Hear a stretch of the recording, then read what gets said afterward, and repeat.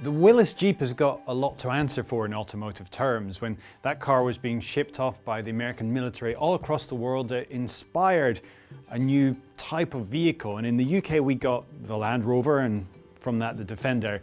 And in Japan, Toyota gave us the Land Cruiser, and it's been going since 1951. It's Toyota's longest running model, and it's been refreshed, so went to go out and drive it.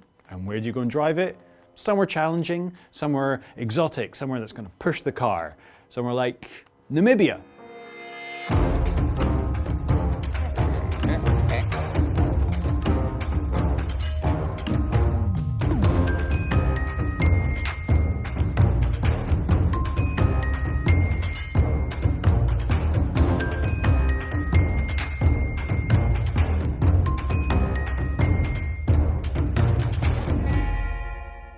So it's two long flights to get there, first to South Africa and then another jaunt over to Namibia. Namibia is a country on the west coast of Africa. It used to be part of South Africa. It's an amazing place. I've been there once before and it was an incredible experience, and I was so glad to be going back. And I already knew that the environment there is challenging for a car. There are paved roads, but you want to go anywhere interesting, you're going to be driving on dirt, on rocks, through riverbeds, if it's wet enough, in mud and water, so there's enough there to challenge a car. And what's great about the Land Cruiser is that whereas everyone else is creating SUVs that are aimed at people who are never really going to get their cars muddy, the Land Cruiser is still that real original spirit of a 4x4. Really, there's design elements to it and there's comfort to it, but this car gets sold in droves to NGOs and the United Nations. It might not be as popular in the UK, but all across the world in developing nations, you see tons of these things just going anywhere they need to. So Namibia was a perfect place to go and test the car. The car we had out there was a 2.8 litre diesel, 4-cylinder with 177 horsepower and 331 foot-pounds of torque. It's a body-on-chassis construction which is now 11% stiffer. There's double wishbone suspension at the front and 4-link setup at the rear. There's a center locking differential and a lockable rear differential. After 2 flights to get there though, unfortunately, it would seem that my luggage had not caught up with me. So I was there wearing the clothes I'd been wearing in an overnight flight to Namibia. Doesn't necessarily put you in the best mindset to get anything done that day, but we jumped straight in the car and head out to the coast.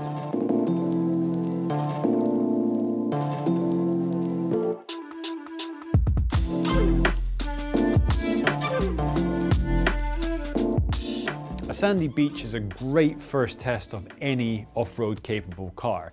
You quickly catch out anything that is pretending to have off-road capability, and although it's not the most challenging environment, if you don't know what you're doing, you are going to get stuck.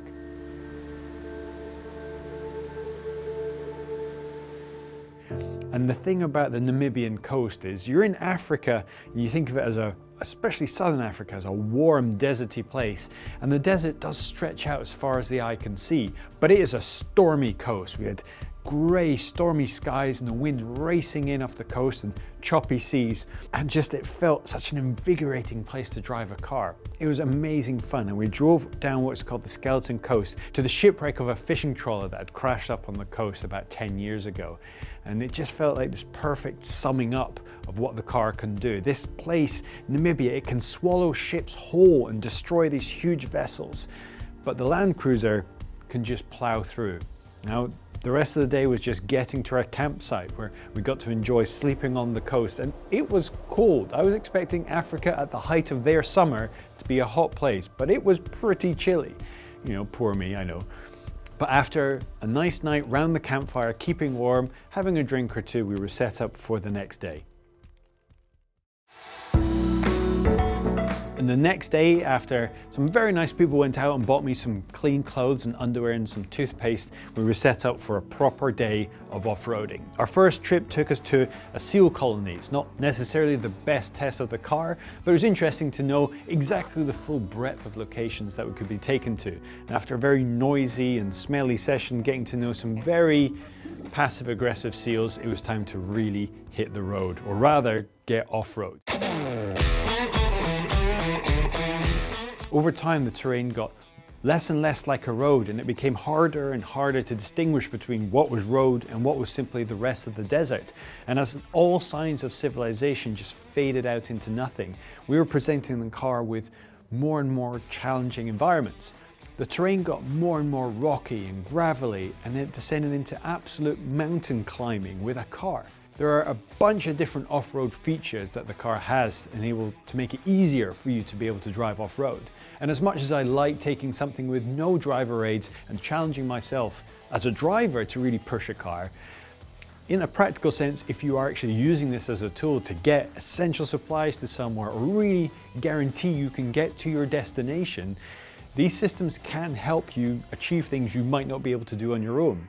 The crawl control that the car is featured with is like off-road cruise control. You can dial in the speed from a dial on the console and it will figure out the traction. You literally just point it in the direction you want to go and it will spin the wheels carefully trying to find traction, and as if by magic, it is actual technical witchcraft, it will get you up that hill. We've come so far with driver aids now, and it's not just all focused on motorway and self-braking and autonomous driving. This is an incredibly complicated off-road traction finding system that got us up some incredibly tricky environments. We spent hours climbing over rocks and going through riverbeds, dry and wet, through sand and gravel, and nothing we threw at the Land Cruiser could hold it back. There were some other people who got stuck. You still need a modicum of driving ability, and I'm happy to say that I didn't get stuck. I promise. But it was refreshing to have an off-road car that was genuinely focused on off-roading rather than something that pays lip service to it.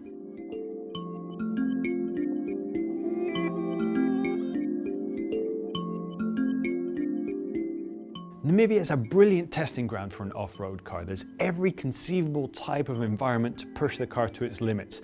From the baking heat of the Namib desert, where we encountered temperatures as high as 40 degrees, to the almost freezing cold coast where the air was damp with the sea spray being whipped up around us. From rocky inclines where one wrong turn could put you down a cliff, down to mile-long straights, down featureless desert plateaus. The country is as raw and as untouched as you can imagine in places, and without a car that can get you safely in and out of these areas, you'd be absolutely screwed. And quite quickly we realized that the Land Cruiser genuinely was a car that we could entrust ourselves to. Looks wise, Land Cruiser is not my cup of tea, and although it has some nice refreshing elements to the design around the back end and the light clusters, it's not the most attractive car on the road. It's not going to be troubling your Cayennes, your Bentegas, or even your Q7s on the looks department. And on the interior, the features there's plenty of them, but they are all focused towards it being a capable off-road car. This is really a tool of a car, and what it's good at, it is excellent at. It's not a posing vehicle, it is a doing car.